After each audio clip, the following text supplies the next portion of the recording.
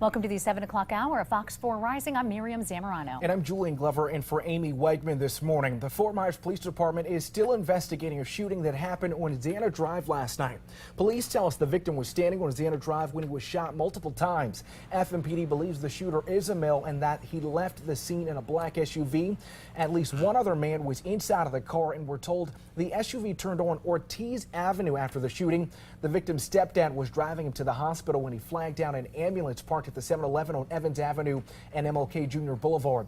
The victim was then transported to the hospital. Now, right now, we're told the shooter is armed and is still on the loose. Of course, we're working to get more information from our sources. But if you have any information at home, you're urged to call Southwest Florida Crime Stoppers at 1-800-780-TIPS. They have no comprehension of the immediate potential impact of this. Children are placed based on their assessment scores. Less than 1 week after Lee County became the first in the country to opt out of Common Core testing for students, one board member says she's ready to change her vote. That's exactly right. In just about an hour, a special meeting will be held, and board member Mary Fisher is expected to rescind her vote on the testing issue. You may remember last week in a 3-2 vote, the school board made history by opting out of that state-mandated testing. Now, of course, that measures a student's readiness to move on to the next grade level and to graduate.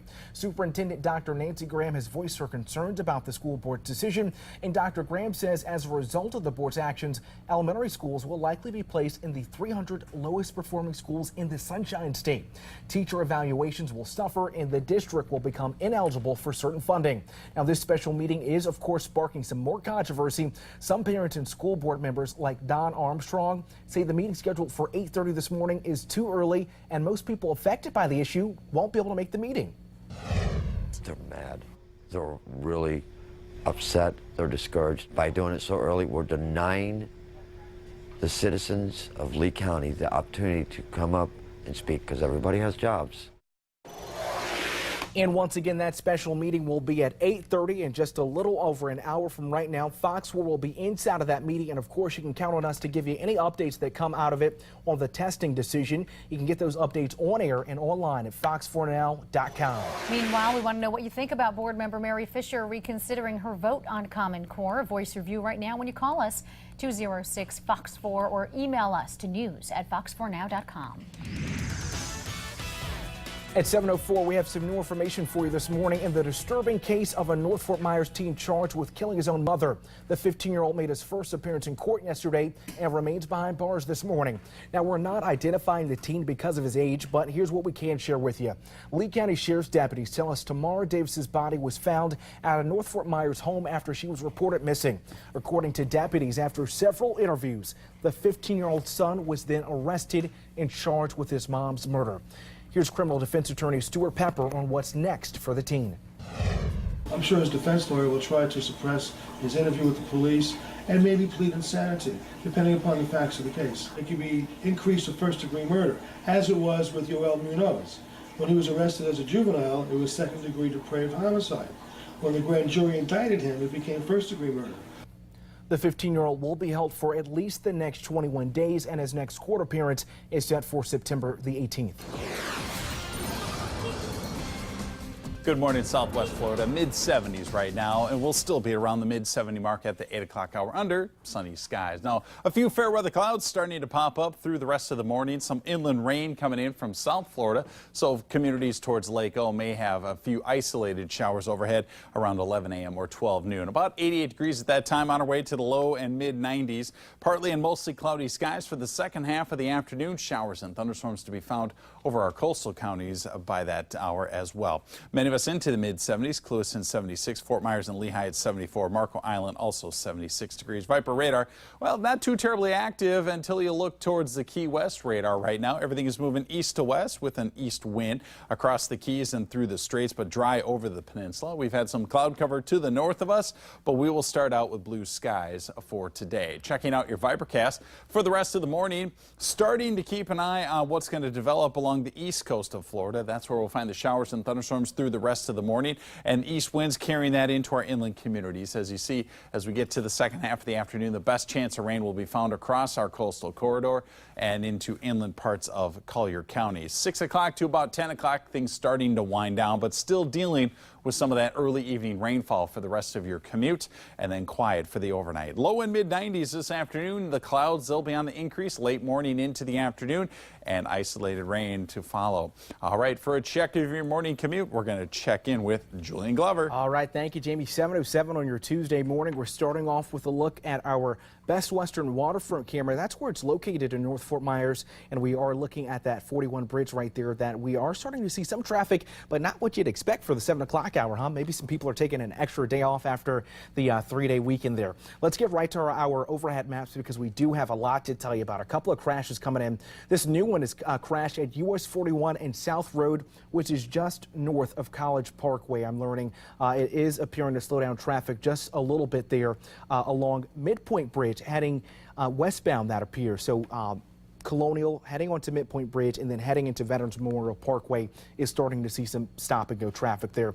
Also, that crash we've been telling you about this morning, Lee Boulevard at Douglas Lane, which is near Gunnery Road out in Lehigh Acres. We aren't starting to see too much of a roadblock. That's the good news because you know you don't have too many major roads out there in Lehigh Acres. We'll keep an eye on those though. I did just want to give you a look at the bridge time going eastbound over the Midpoint Bridge, which is okay, but the westbound is where we're starting to see that backup this morning. Back on 75, I'll update you one more time about this patrol car crash. I-75 and mile marker 119. We're hearing it's minor in nature. It involved a patrol car hitting some debris in the road. The trooper appears to be okay, and there isn't any major roadblock. So that's all the good news there. And of course, we'll continue to monitor your commute across Southwest Florida. I'll take a look at Collier County in just 10 minutes. But for now, let's look at your Clive Daniel, your Happy Feet Plus traffic report. All right, been busy out there, Julian. Thank you. 7:08 right now. We are tracking crime this morning. Cape Coral police say they found much more than they bargained for when they responded to a report of a car fire Saturday night.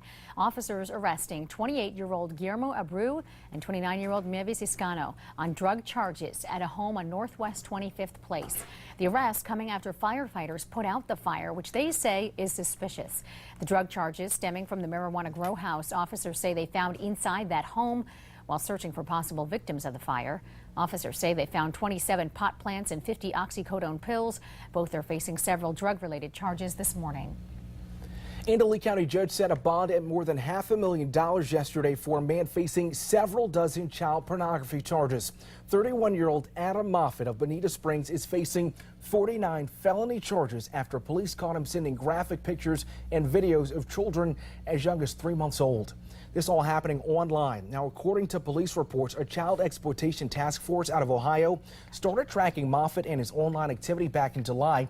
That's when he started sending inappropriate pictures and videos to an undercover agent.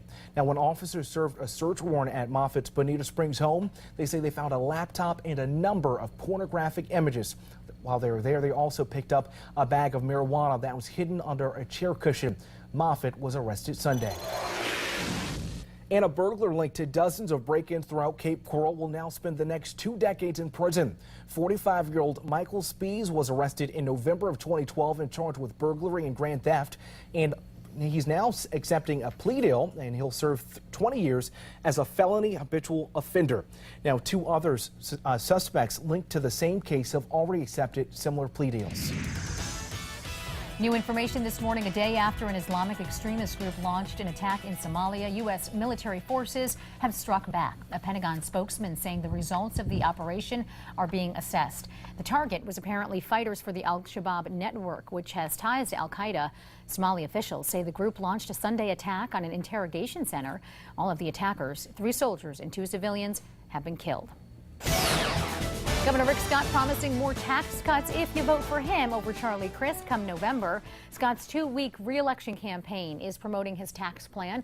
Scott claims he'll push through more than $1 billion in cuts in 2 years. In 2010, he promised deep property tax cuts and a substantial phase-out of the state's corporate income tax. Neither has happened. Scott's new tax cut plan includes sales tax holidays for shoppers, a reduction in taxes paid on cell phone bills, and the elimination of taxes paid on commercial rentals. The governor also says he'll push an amendment that shields homeowners from increased property taxes if their home loses value. And coming up in about 30 minutes from now, Governor Rick Scott will be right here in our studio talking about these tax cuts, so stay tuned for that live interview in just a few minutes. Good morning, Southwest Florida. Well, we now have our fourth named system of the season. It is Tropical Storm Dolly over the warm waters of the Gulf of Mexico, likely to be moving to the west and northwest for the next day or so as it encounters a little bit of lower wind shear.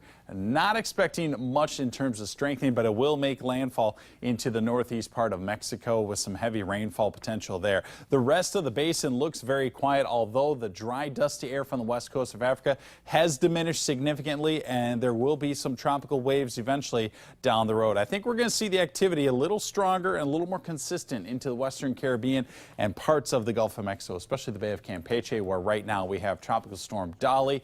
It is still in that generation form right now, but it is expected to make landfall northeast part of Mexico, and as it does, again, some mudslides as well as flash flooding as it encounters some of that mountainous terrain there. Winds of 45 gusting to 60. Let's look at the tropics. We'll send it back to the desk. All right, Jamie, thank you. The first human safety trial for an experimental Ebola vaccine begins this week.